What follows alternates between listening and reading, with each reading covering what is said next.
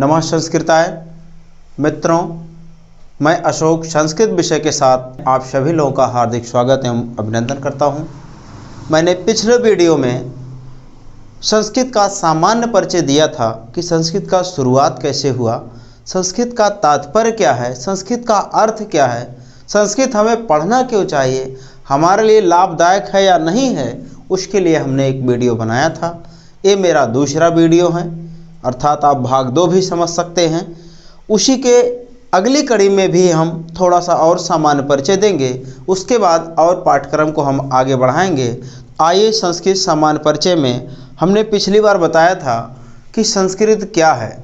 संस्कृत समस्त साहित्यिक भाषाओं की आदि जननी है। संस्कृत क्या है? समस्त साहित्यिक भाषाओं की आदि जननी है। तो समझ लीजिए हमारी वो प्रथम माता है। कौन सी? भाषा की ना, भाषा सीखने की हमारी वह प्रथम माता है। निश्चित रूप से कभी माँ अपने पुत्रों को अपने आप से दूर नहीं करती है, तो पुत्र का भी फर्ज बनता है कि वह पुत्र धर्म निभाए और अपने माँ के ममत्व को प्राप्त करे।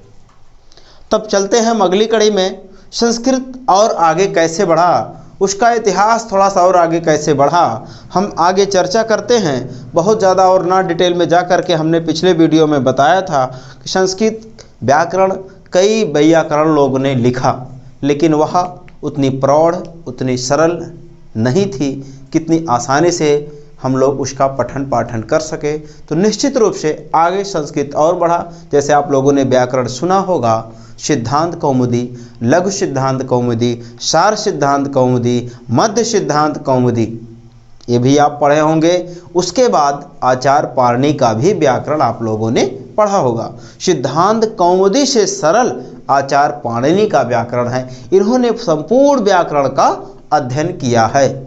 इन्होंने भी संपूर्ण व्याकरण का अध्ययन किया है और बताया है कि व्याकरण ऐसे होता है जितने सरल भाषा में होता है।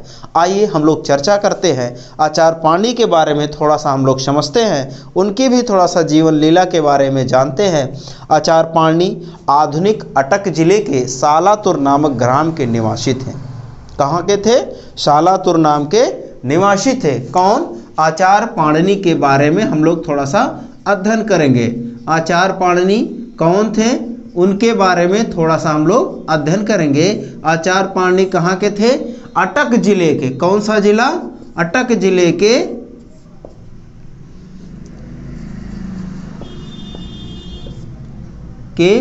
निवासी थे। निश्चित रूप से मित्रों मैं आपको बता दूं, छोटे छोटे पहले प्रांत होते थे, उसमें छोटे छोटे निवास स्थान होते थे। राजाओं महाराजाओं के अनुसार जमींदारी प्रथा चलती थी। ऐसे ऐसे यह भी था। पतंजलि के महाभाष्य के अनुसार यह पता चलता है कि इनकी माता का नाम दाक्षी था। कैसे? पतंजलि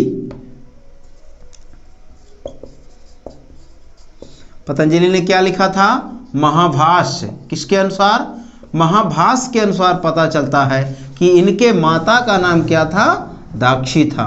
अर्थात यह पाणिनि क्या हुए? दाक्षी पुत्र हुए। पाणिनि क्या हुए? दाक्षी पुत्र है। अब मैं आपको बता दूं, पाणिनि को और अपर किस नाम से जाना जाता, मतलब अन्य नाम से क्या क्या? आप तो पाणिनि जानते ही हैं। जो सर्व प्रसिद्ध नाम है वह चाहे एमएससी किया हुआ बच्चा हो, चाहे बीटेक किया हुआ हो, अगर शिक्षा के क्षेत्र में आना चाहता है, शिक्षा के अवसरों को प्राप्त करना चाहता है, तो आचार्य पाणिनि का नाम जरूर सुना होगा, जरूर पढ़ा होगा कहीं न कहीं। चाहे इतिहास में भी इन्होंने काफ़ी अच्छा काम किया है, तो संस्कृत साहित्य के इतिहास में इनका बड़ा महत्वपूर्ण योगदान रहा है। मैं बता रहा हूँ पाणिनि को और किस किस नाम से जाना जाता है। पाणिनि को पणिपुत्र के नाम से जाना जाता है। पणिपुत्र के नाम से। निश्चित रूप से इनके पिता का नाम पणि ही रहा होगा, इसलिए पाणिनि नाम पड़ा, इसलिए इनको पणिपुत्र के नाम से भी जाना जाता है। आगे सालातुर्य के नाम से जाना जाता है इनको, सालातुर्य के नाम से, दाक्षी पुत्र के नाम से, दाक्षी पुत्र के नाम से प्रसिद्ध हैं। इनको सरस्वती या वरद पुत्र के नाम से भी जाना जाता है। इनको वरद पुत्र के नाम से भी जाना जाता है। अब समझिए, पाणिनि को कितने नाम से जाना जाता है? पाणिपुत्र, शालातुर्य, वरदपुत्र, दाक्षीपुत्र के नाम से जाना जाता है। पाणिनि के अध्ययन थोड़ा सा और हम आगे ले चलते हैं। पाणिनि पठन पाठन में या अध्ययन में बहुत ही अच्छे नहीं थे, बहुत ही प्रखर नहीं थे, इसलिए इससे कुछ निराश होकर, और पारिवारिक व्यक्तिगत बारे में हम चर्चा ना करके आगे बढ़ते हैं, इससे कुछ निराश होकर उन्होंने भगवान शिव की तपस्या की। क्या किया? भगवान शिव की आराधना की, और काफ़ी दिनों तक आराधना करते करते, एक चीज़ मैं और बता दूं, भगवान शिव जितने भी संस्कृत विद्वान हैं, जितने भी साहित्यिक विद्वान हैं, सभी लोगों ने भगवान शिव की आराधना किया है। बेशक पहले ब्रह्मा का आराधना किया, जैसे बाणभट्ट ने पहले ब्रह्मा का त्रिगुणात्मा ने कहा है उन रजोजुष से के शुरू में उनको शुरुआत किया, लेकिन बाद में उन्होंने भी शिव का आराधना किया। इसके मतलब संस्कृत के 99% जितने भी वैयाकरण लोग रहे हैं, जितने भी रचनाकार प्रणेता रहे हैं, सभी लोगों ने शिव की आराधना किया। निश्चित रूप से अब भगवान शिव का आशीर्वाद लगा, तो आप भी भगवान शिव से आशीर्वाद लेकर के संस्कृत का अध्ययन कर सकते हैं। निश्चित रूप से आपको लाभ मिलेगा। चलते हैं हम आगे थोड़ा सा। इन्होंने क्या किया? भगवान शिव की आराधना की। पूछा जाता है आचार्य पाणिनि ने किसकी आराधना की, किस देवी देवता की? तो इन्होंने भगवान शिव की आराधना की। किनकी आराधना की? भगवान शिव की आराधना की। ठीक है, समझ में आ गया? भगवान शिव की आराधना किया।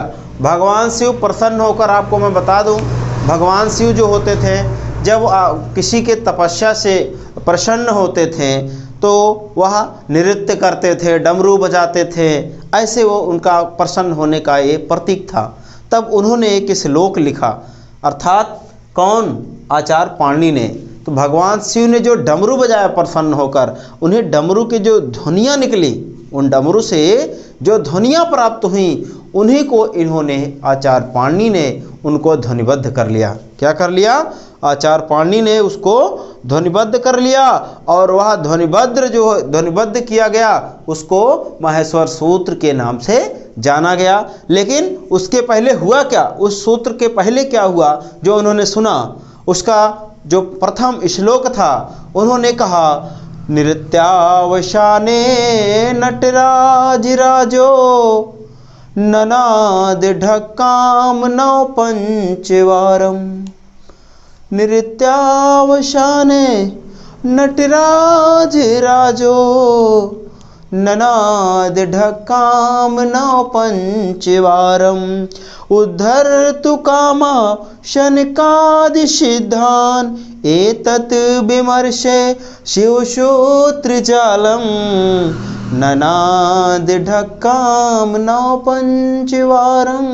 उन्होंने इस प्रकार का एक श्लोक प्रस्तुत किया। इसका तात्पर्य क्या, इसका अर्थ क्या, मैं थोड़ी देर में आपको बता रहा हूँ, को बहुत ही सरल भाषा में आपको समझा रहा हूँ। उन्होंने कहा नृत्यावसाने, भगवान शिव जब खुश होते थे, मतलब क्या? नृत्य करते थे। हमने क्या बताया? नृत्य करते थे। अवसाने, नृत्य के समय में, सप्तमी भक्त लगा उसमें। नृत्य के समय में क्या करते थे? नटराज राजो। नटराज किसे कहा जाता है? किसकी पर्यायवाची है? भगवान शिव की पर्यायवाची है। तो नटराज राजो, नटराजों पर जो राज करने वाले थे, अर्थात कौन? भगवान शिव। कब? नृत्यावसाने, नृत्य के समय में। ननाद ढक्काम, अर्थात जो उन्होंने डमरू बजाया, डमरू की जो ध्वनि निकली, कितनी बार बजाया? 9 पंचवारम। कितनी बार? 9 पंचवारम। 9 और 5 कितना होता है? 14। कितना होता है? 14 होता है। उद्धर्तु काम शनकादि सिद्धानि, और उनको जो सिद्धि प्राप्त हुई, कैसे?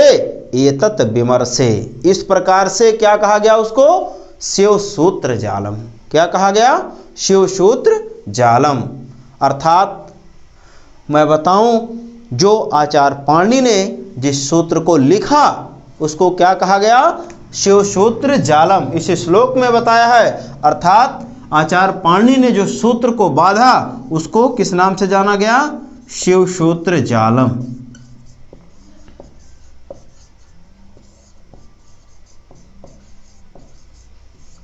शिव सूत्र जालम। फिर क्या किया उन्होंने? इसका और क्या नाम रखा? पाणिनि ने लिखा था, इसलिए इसको पाणिनीय सूत्र के नाम से जाना गया। पाणिनीय सूत्र के नाम से जाना गया।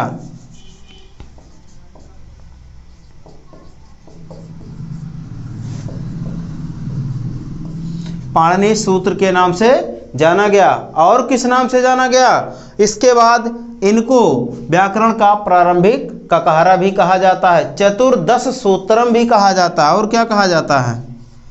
चतुर्दश सूत्रम। चतुर्दश सूत्रम, 10 और 4 कितना होता है? 14 होता है। क्या किस नाम से जाना जाता है? शिव सूत्र जालम, पाणिनीय सूत्रम, चतुर्दश सूत्रम के नाम से जाना जाता है। ऐसे कई संज्ञा के नाम से जाना जाता है। क्या और किस नाम से जाना जाता है? माहेश्वर सूत्र। माहेश्वर सूत्र के नाम से जाना जाता है। किस किस नाम से? शिव सूत्र जालम, पाणिनीय सूत्रम, चतुर्दश सूत्रम, माहेश्वर सूत्रम। ये किसका रूप है? किसका पर्यायवाची है? आचार्य पाणिनि ने भगवान शिव जब प्रसन्न हुए थे, उन्होंने जो डमरू बजाया था, आचार्य पाणिनि ने जिसको ध्वनिबद्ध किया था, जिनको लिपिबद्ध किया था सुन करके, उसी का नाम ये पड़ा शिव सूत्र जालम। उन्होंने जिन जिन वर्णों को एक एक सूत्रों में बांधा, जिन जिन वर्णों को एक सूत्र में बांधा, और वह सूत्र क्या कहलाया? फिर से आइए देखते हैं मित्रों। शिव सूत्र जालम, पाणिनीय सूत्रम, चतुर्दश सूत्रम, माहेश्वर सूत्रम। शिव सूत्र से भी आप समझ गए होंगे शिव किसको कहते हैं। उनके द्वारा जो मतलब वर्ण मिला, ध्वनि मिला, उनको सूत्र में बांधा गया, इसलिए शिव सूत्र का जाल है। फिर हम लोग पाणिनि ने लिखा था, इसलिए वह क्या कहा गया? पाणिनीय सूत्रम। फिर क्या है? चतुर्दश सूत्रम। कितने सूत्र हैं? 10 और 4। कितने सूत्र हैं? 10 और 4 मिला के 14 सूत्र हैं। उसके बाद क्या आता है? माहेश्वर सूत्रम। भगवान शिव के द्वारा ही लिखा गया था, अर्थात पाणिनि ने ही भगवान शिव के आशीर्वाद प्राप्त करने के बाद लिखा था, इसलिए माहेश्वर सूत्र के नाम से भी इसको जाना जाता है। अब मित्रों थोड़ा सा और हम आगे बढ़ते हैं। सूत्र में हुआ क्या, थोड़ा सा और इतिहास में हम आगे चलते हैं।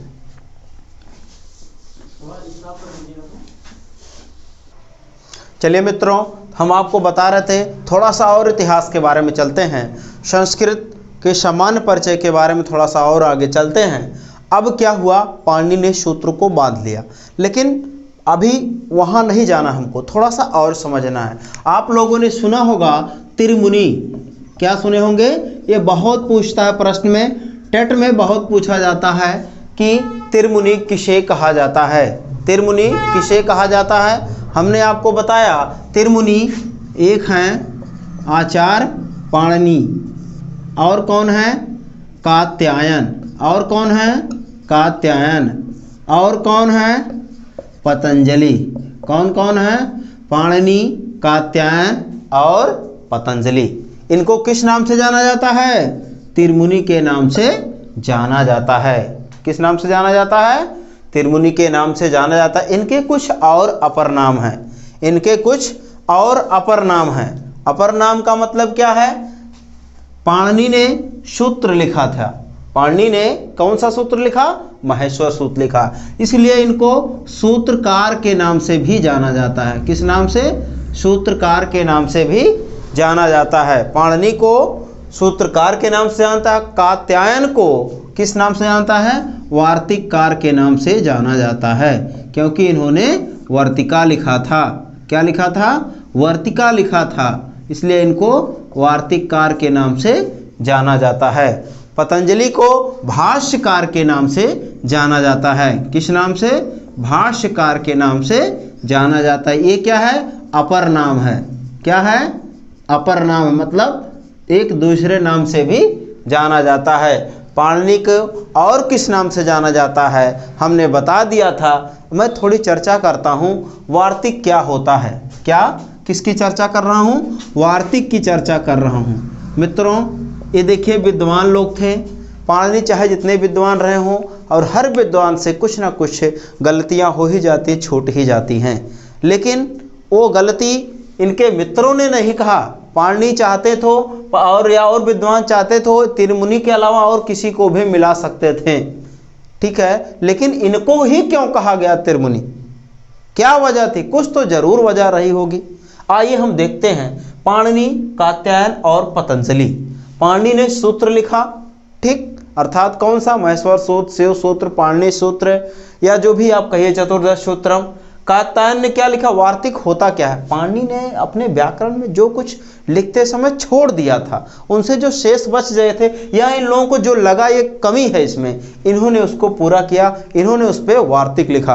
आप लोग जिसको सामान्य भाषा में अपवाद कहते हैं, यही से समझिए, आप जिसको सामान्य भाषा में अपवाद कहते हैं वही क्या है? वार्तिक है। वही चीज़ क्या लिखा? उसी चीज़ को पतंजलि ने भाष्य लिखा, उसी पर इन्होंने भाष्य लिखा।